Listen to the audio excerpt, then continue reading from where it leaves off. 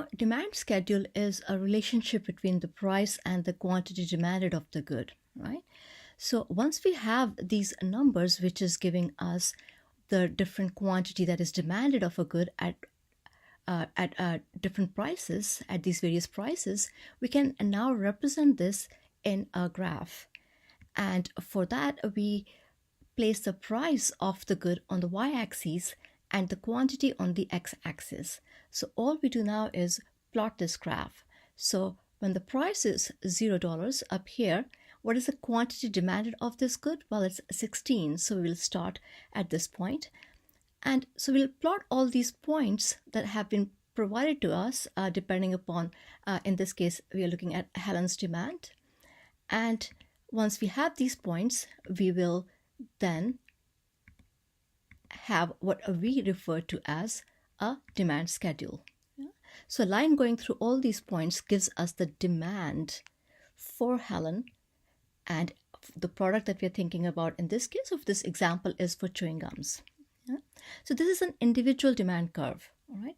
And what do we assume when we draw this graph? Well, we assume everything else that can influence the quantity demanded is constant. So anything else that can influence it, income, preferences, price of other goods, related goods, and so on. So we assume all those things are constant, and all those things have been kept fixed when we look at and explore this relationship between price and quantity demanded. Okay, so with this we come to the law of demand, and what does that state? Well, it's really highlighting the negative relationship between the price and the quantity demanded, or the fact that the demand function is downward sloping or has a negative slope. So the lower the price of a good, let's look at the last statement, the lower the price of a good, the larger is the quantity demanded. So now we'll derive the demand, the market demand. So we want to now aggregate the individual demand functions and come up with a market demand. Now the question is, how do we sum up these individual demand functions? And this is something that we call horizontal summation, and you'll see why it is called a summation, a horizontal summation. Now let's think about two individuals, okay? And this applies to if we have more than two individuals as well. So we are taking the same individual's demand function from before, Helen, and now we're adding another individual, Ken. Okay?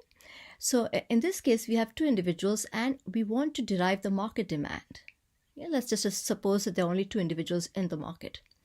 So when we look at the market demand, we actually aggregate over all individuals. So the question then arises, well, at this price, P is equal to 1. Yeah? What is the market demand? Well, the market demand is this individual's demand, 14, plus this individual's demand, Ken's, which is 7, and that gives us a market demand. Yeah? So let's do that for all the different prices. Price equal to 0, we have 24. And so we add up the individual demands, and that would give us the market demand. And because quantity is measured on the horizontal axis, and that's what we are summing up, it is referred to as horizontal summation. You remember, right? When we drew the graph earlier, price was the y-axis and quantity was the x-axis. So here we have the demand function, and we have this market demand schedule, which we are going to draw on this graph, where we are measuring price on the y-axis and quantity on the x-axis. And once we plot this, we see that the market demand also is downward sloping. Yeah. Now, what can change demand? Again, I would like to emphasize that we're now referring to the demand, not quantity demanded. So quantity demanded is changed only by the change in the price of that good. Okay? Demand, on the other hand, which is this relationship, quantity demanded and the price, that depends upon a lot of factors. Okay? Now, change in quantity demanded is really a movement along the demand function. What that means is, well, we drew this demand function by asking the question, when the prices change, how does the quantity demand change, right? So if we change the prices, the quantity demand change is actually measured by going along this demand function, and hence a movement along the demand curve. And if there is a change in all those factors that we assumed were constant when we drew this demand function, if any of those changes, there's going to be a shift in the demand function. The demand either increases, that means the whole function shifts to the right, or it decreases, that means it shifts to the left. Let's look at some of the factors here. So if there's a change in the price of related goods, then we would see that there has been a shift in the demand function. Expected future prices, income, expected future income, access to credit, change in population. Well, this one is easy, so let me just discuss this one first. Population increase. Well, market demand is an aggregate of all individual demands, right? So if there's an increase in population, that means there are now more individual demands to be added to that market demand. So your market demand would shift to the right, because now there's more demand. And then we'll have preferences as well. Okay, so let's take an example of video games, right? So we're looking at two consoles. We are looking at the Wii and the Xbox. Yeah? Now, as far as our products are concerned, these two are substitutes. Either we can use the Wii console or we can use the Xbox. So those are substitutes. Now, what about Xbox games? Well, you need games to be able to use your Xbox consoles. Remember, guys, the product that we are looking at here in this case is the Xbox. I can't seem to go back to the slide, but what we're looking at here.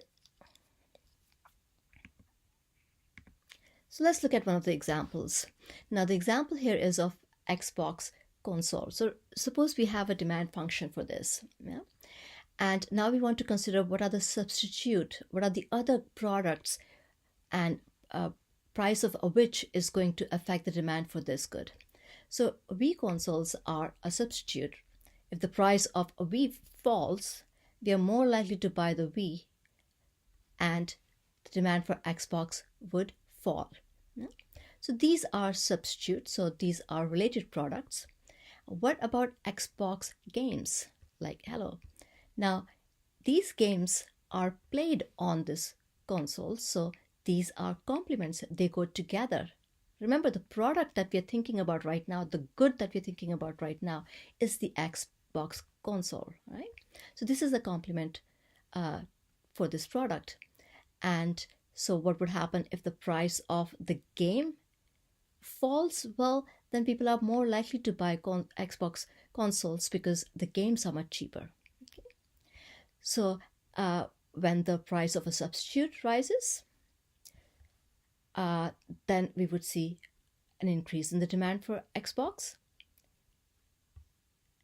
and vice versa for the Xbox games. And expected future prices. Well, if we expect the price to rise in the future, then we are very likely to purchase a good right now. So there would be an increase in the demand for the good at current time. What about income? Well, if we have more income, then we can afford more. So at the same price, we are more likely to increase demand. And in that case, we would see a shift in the demand function to the right. Yeah? Now, when you think about income, there are distinctions between different types of goods. If with increase in income, our demand increases, then we generally refer to that as a normal good.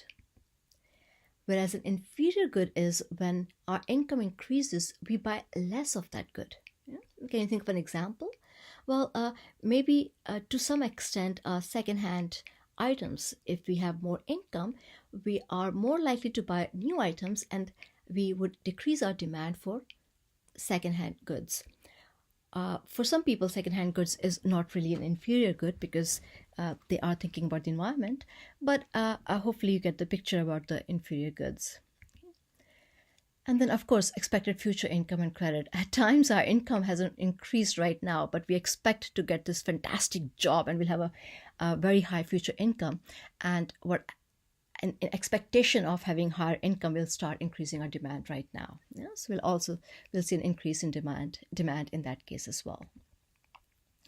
And population, as I mentioned, because there is going to be more demand by more individuals, there's going to be a shift in the demand function or increase in the demand function. What about preferences? Well, again, it's going to have the same effect as income. People prefer, the preferences for a good increases, hence there's be an increase in demand for that good. Okay. And so let's go back to our initial example, which was for energy bars. Now, this is the graph that we have, the market demand. And now let's suppose that there is increase in income. Okay. What would happen to this relationship? Well, what we observe here is that at price is equal to 2, this is the demand for these bars right now, energy bars. Yeah. And at this price, $3, the demand is roughly 5 million of bars. As the price decreases, the demand increases. Well, more and more people will enter the market and start purchasing the goods. So we see that quantity demanded is increasing. I'm sorry, I should refer to that as quantity demanded increases. Now, as the price falls, quantity demanded increases. Now, what happens when there's increase in income? Well, then more people can afford and can pay a higher price. So at $2.50, instead of these many goods being bought, there's going to be a larger amount of goods that are going to be bought or demanded. Yeah. So the whole demand function in this case is going to shift to the right. So increase in income would lead to a shift in the demand to the right. So for the and you can double check this answer, or to double check whether this shift makes sense. For the same price, $2, the quantity demanded is much higher for the red graph. Yeah? So that is what the shift is. Right? Now, we discussed this in class as well, but just to make sure that we remember this, another way of thinking about this demand function is demand curve is also to think of this as what is the maximum we are willing to pay for a good. Okay, and so in that sense, what you see here as price, we can also think of this as the marginal benefit. What is the benefit of consuming that extra unit? Okay, it's marginal, which means an increase in unit at the margin, and that would be the lowest number. So if quantity or increases by 1 unit, what is the increase in benefit? That is referred to as marginal benefit, and it decreases as we consume more, or it is higher when we are consuming less of the good. And generally speaking, we are going to be referring to these terms: market, where the buyers and sellers are going to interact; a competitive market, where the number of buyers and number of sellers are really large numbers, so much so that each individual buyer or seller has no influence on the market price. Okay? And money price, as compared to relative prices, money prices in absolute amount. How much does a good cost? $3.